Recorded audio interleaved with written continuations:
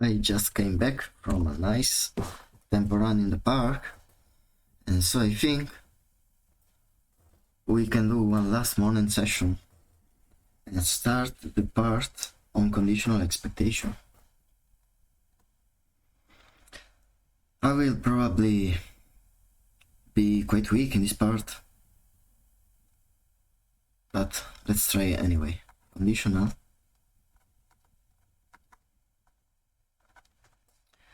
expectation.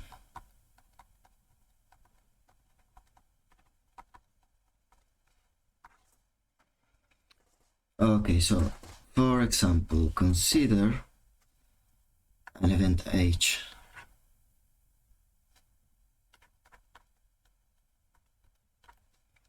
And fix omega. Fix an outcome omega in the sample space. And pretend that omega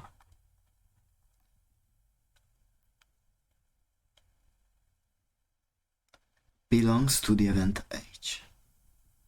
So the elementary outcome belongs to the event. Our best estimate for x of omega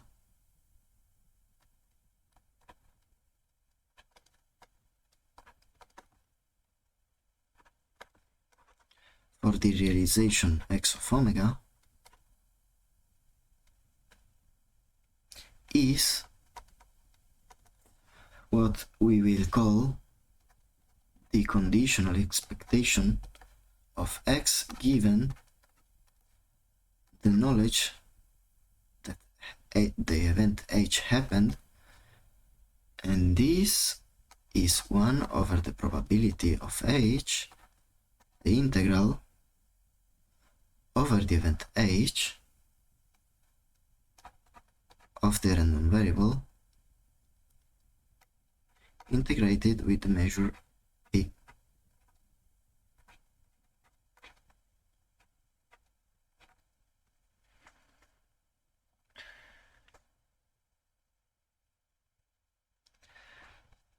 And given the notion of expectation, we can also denote this in terms of the expectation.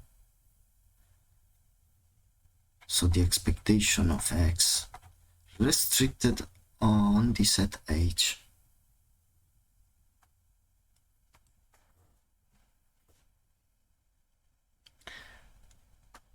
So conditional expectation is a way to assess more precisely the average of the random variable if we know some additional information.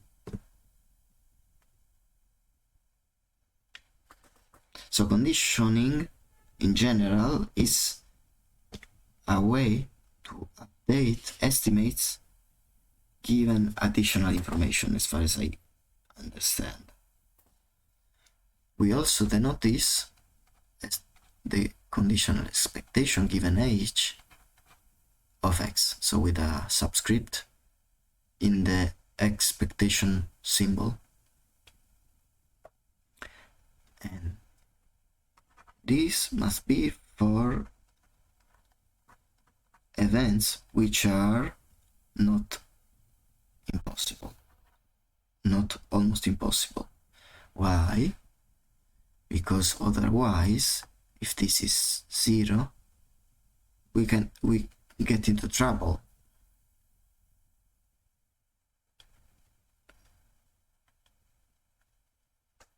Because this explodes, so the expectation being infinity is not informative, I guess.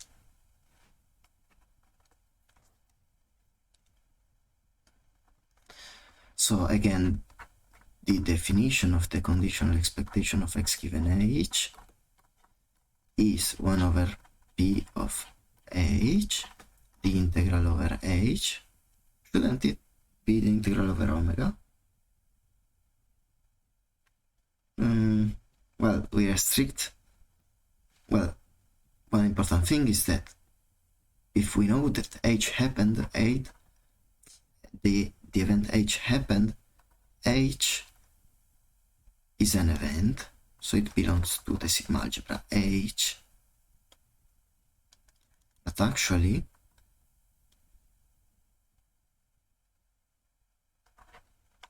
it belongs to omega.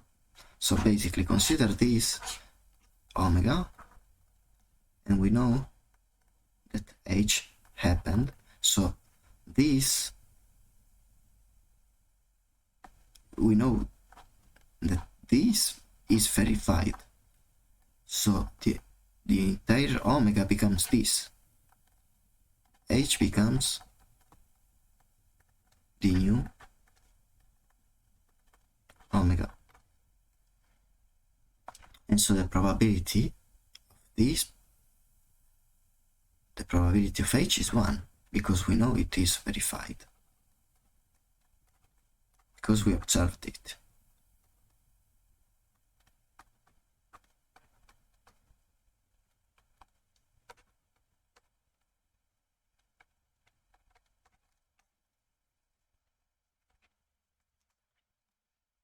And so again, conditional expectation of x given H is 1 over.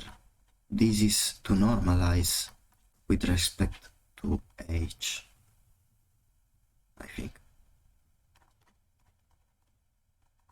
X of omega dp omega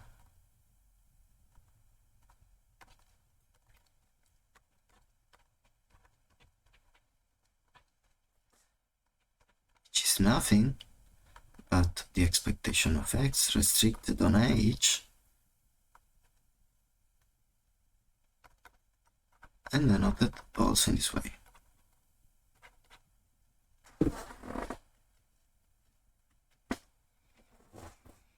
Okay, now, okay, here it says that if P of H is 0, we allow any value for the expectation of x given H.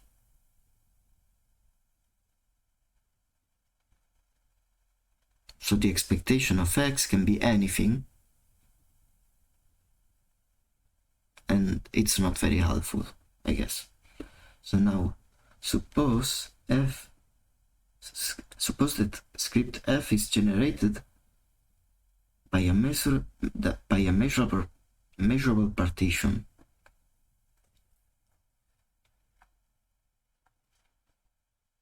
So suppose script f is generated by this partition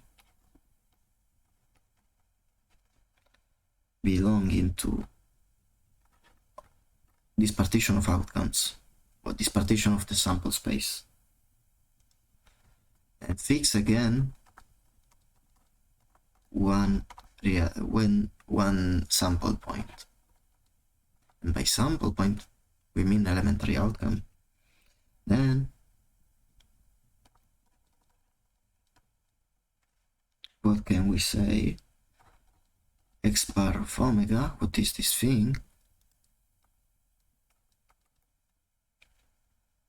This is the sum over n of the expectation given the partition of x of omega.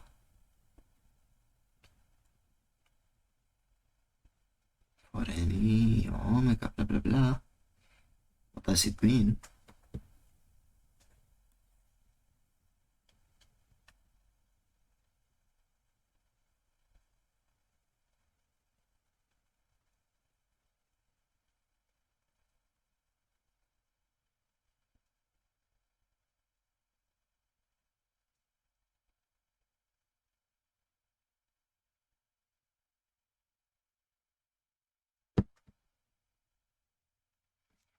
I have no idea. And then here it puts that x bar. Okay, so here we are defining the conditional expectation given a sigma algebra.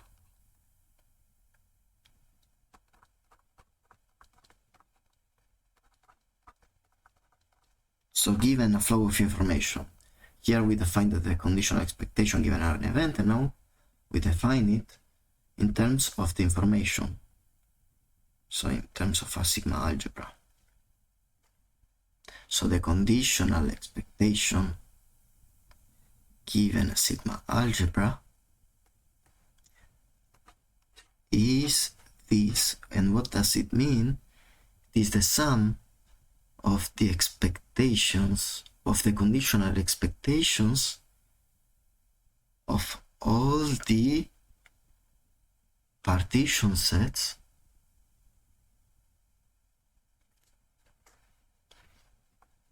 let's try to visualize this with an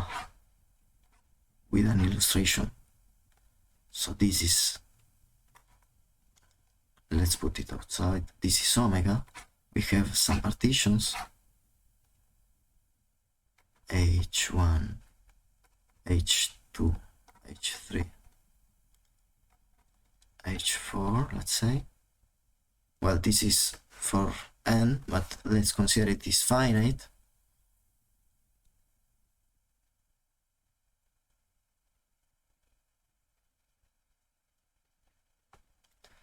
Well, the sigma algebra generated by this, I mean, the sigma algebra generated by h1 is this plus the complement, this plus the complement, I mean, the union and the complements.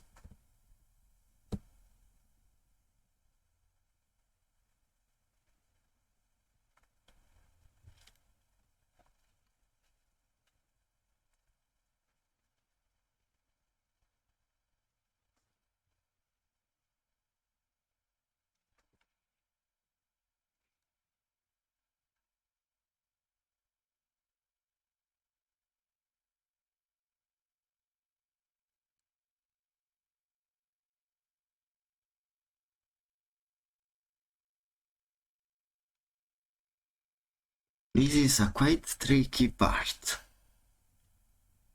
Why do we sum this thing? What is this?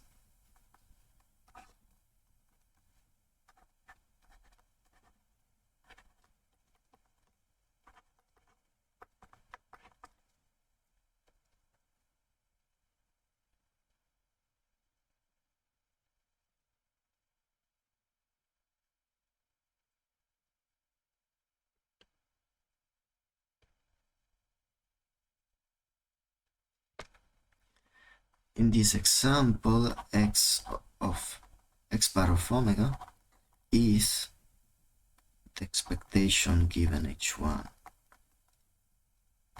x of omega plus the expectation given h2 x of omega plus blah blah blah.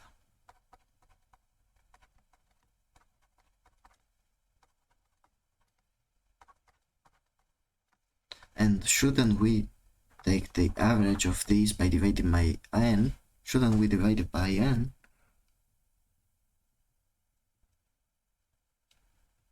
Oh, here I missed one important part. We have x bar of omega is the sum over n, the expectation given hn of x of omega restricted on hn.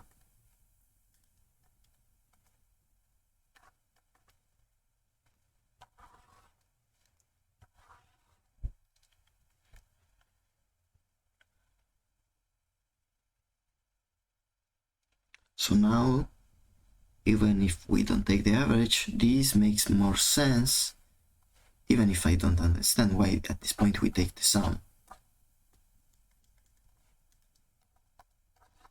Because in the example this would be expectation, let's say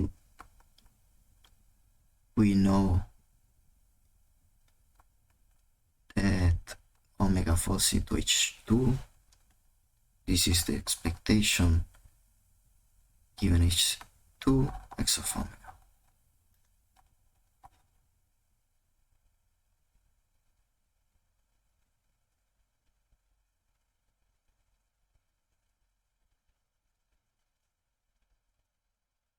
And basically all the others are 0.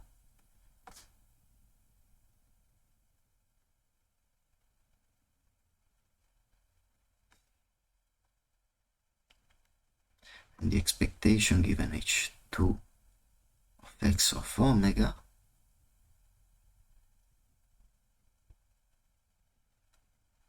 is this, basically with h2.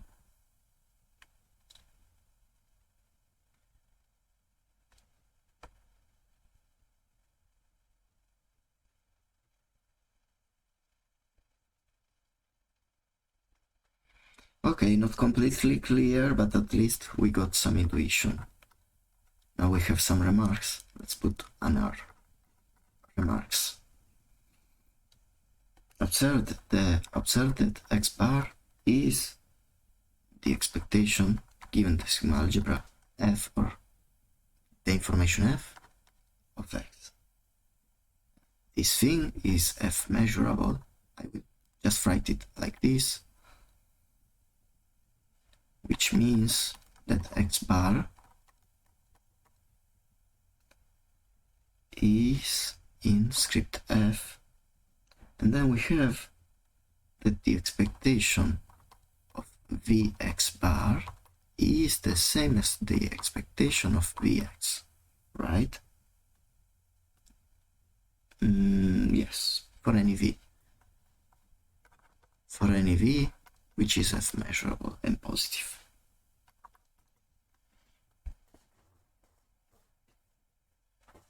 Why? And what does it mean? Here we mean that for any positive function which is measurable with respect to the same sigma algebra on which we are conditioning, then the expectation of the function applied to the conditional expectation is the same as the expectation of the function applied to x. Quite strange.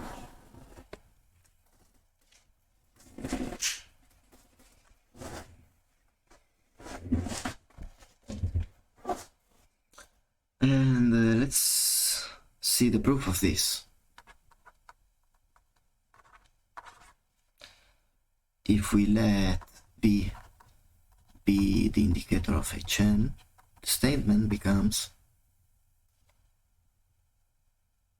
expectation of Xn, expectation of the indicator Hn x equal to the expectation of the indicator on Hn of x bar. Now, the left hand side reads as expectation of the indicator Hn x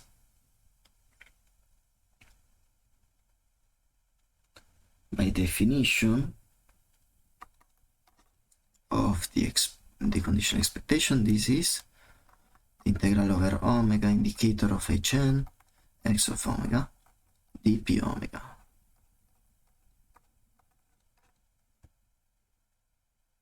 Well, it is written like this here. P d omega.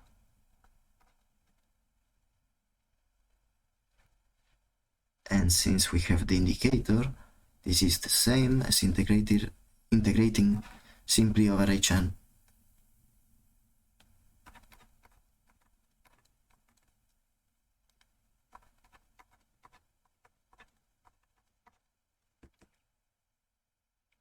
And then the right hand side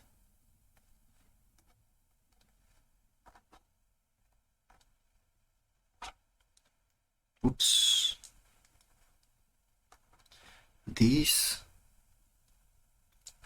is a bit more tedious. This is the expectation of indicator of Hn. Why do we have this thing in front? Well, because indicator of Hn, and now we have the conditional expectation, which is 1 over p of Hn, integral over Hn, x of omega, p d omega,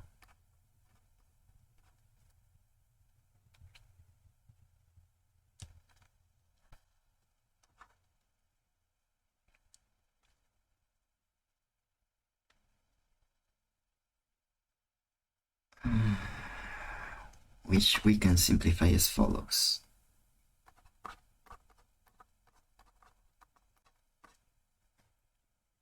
Well, let me do it later.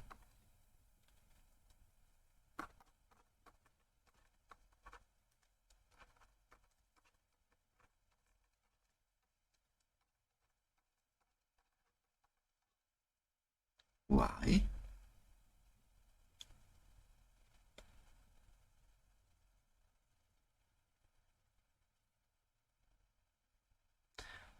How do we go from this to this?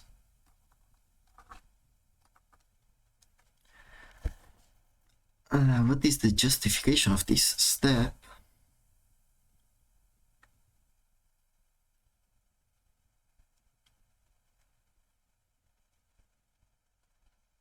This is the conditional expectation of x. And we restrict the conditional expectation of x on Hn.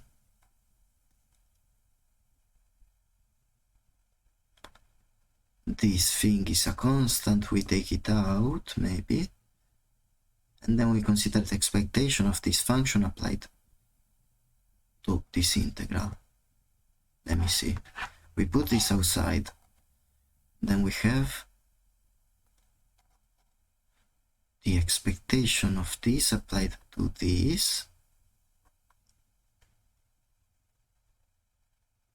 but the expectation of a function applied to x is, well, I don't know why it comes to my mind, this.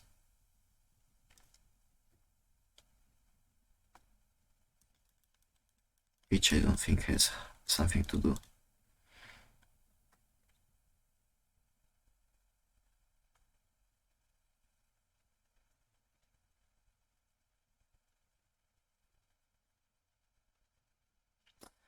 The indicator of Hn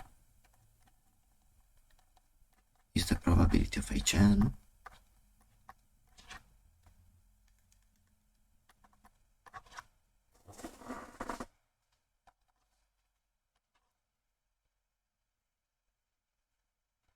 in either case. This cancels out, and leaves us with the integral over Hn, x of omega p d omega.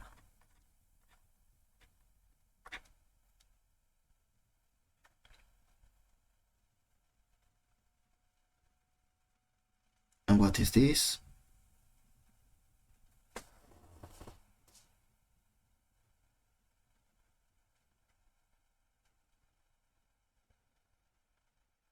This is simply the integral of, well, the expectation of x restricted on Hn. Well, this is the same as the thing above.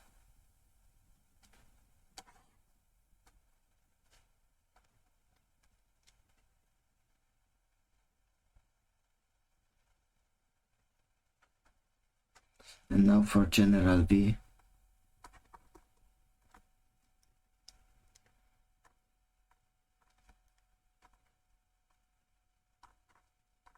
For general V, f measurable and positive, V, suppose it's the linear combination of An times the indicators we have let the expectation of V applied to the conditional expectation is more explicitly the expectation of this thing, an indicator HN, applied to something strange, which is this.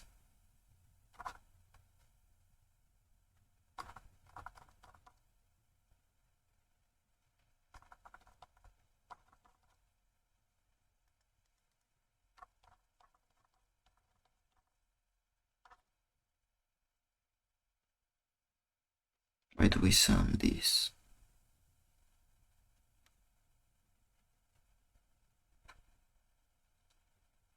This was basically the definition that we gave before for the conditional expectation. Okay. Now what can we do?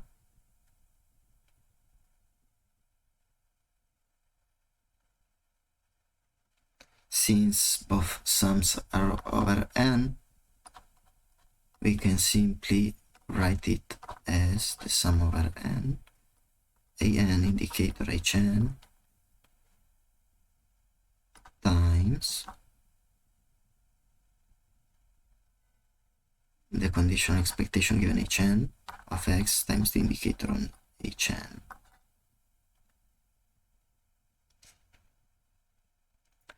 Now we can take an out of the expectation,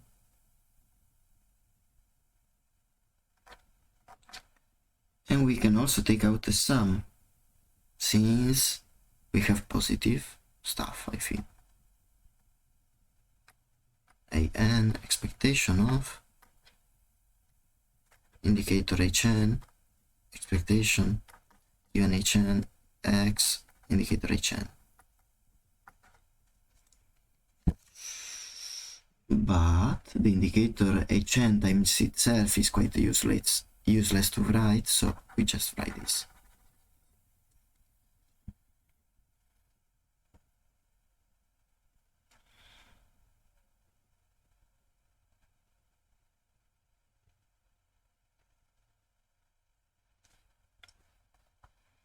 And this is, where is the pointer? This is an sum of an expectation of, well, given hn x indicator hn, right?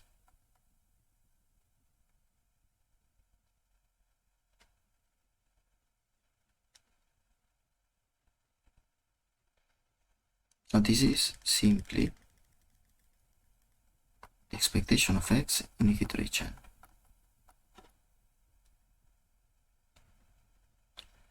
Which is in turn equal to the expectation of all this stuff.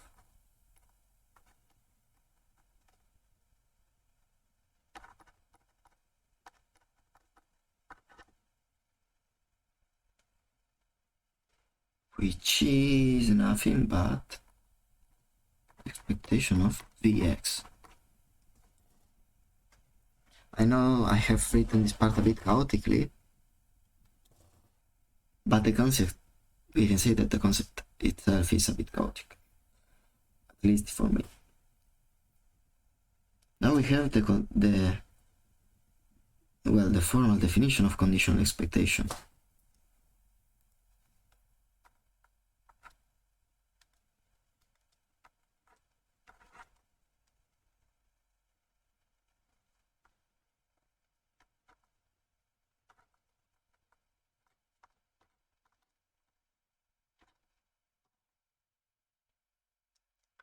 Well, let me write it simply as conditional expectation, like this. Now let F be a subsigma algebra of H.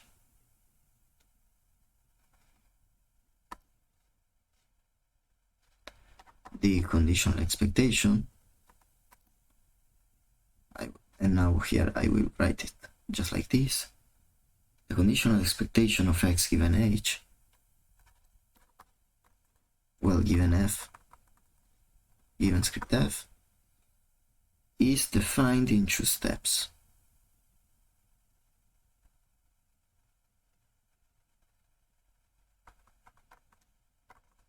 Is such that, first, for any random variable x, positive and measurable, it is any random variable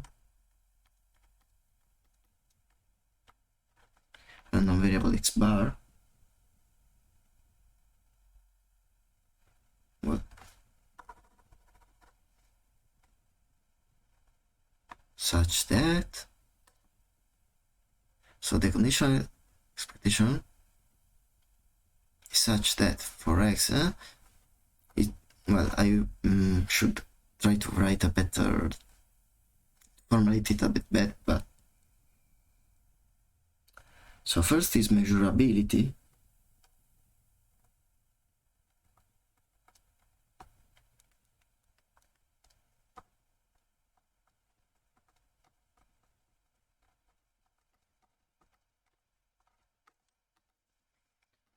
Which basically means that x bar is measurable with respect to f and positive. And the second one is the projection property.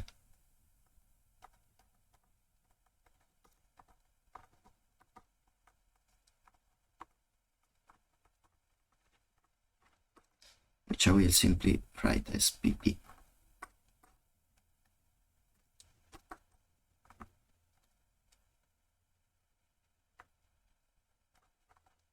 The expectation V applied to X is what we have seen before.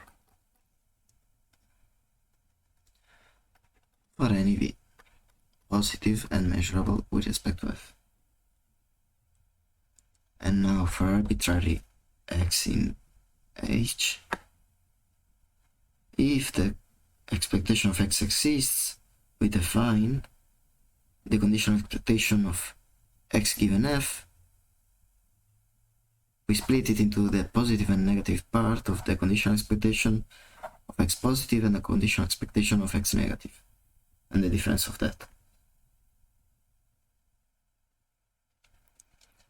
And if the positive and negative part are both infinity, then the conditional expectation is undefined. Note, there's a note, it's a remark, any random variable x bar satisfying 1 and 2 is called a version of the conditional expectation.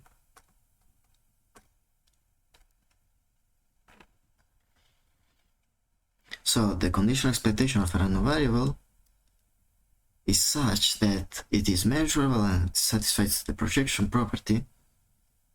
And the question is,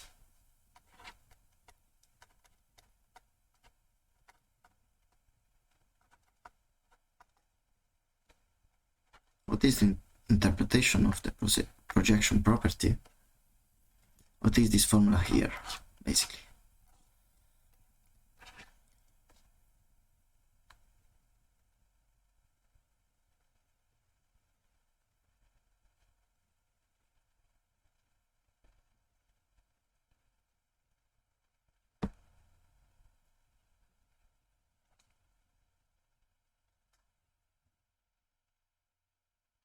Now we have to recall one thing, and we will close here, I think. Let me see the time, yeah.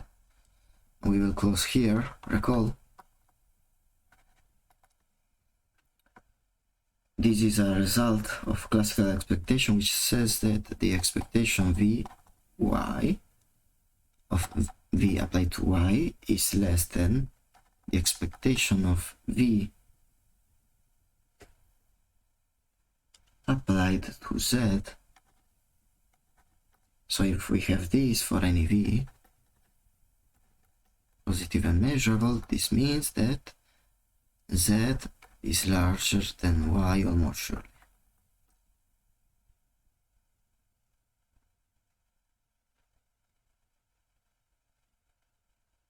Well, and if this is an equality, we have that they are equal almost surely. And this is why it is called aversion, I think. Because we can have different random variables, x bar, but they all lead to the same numerical number, maybe.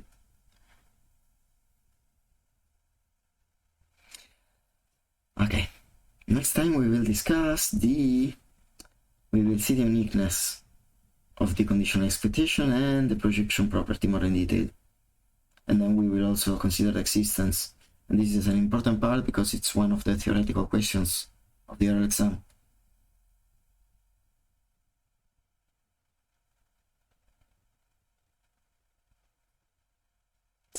Yeah, this part will be quite long.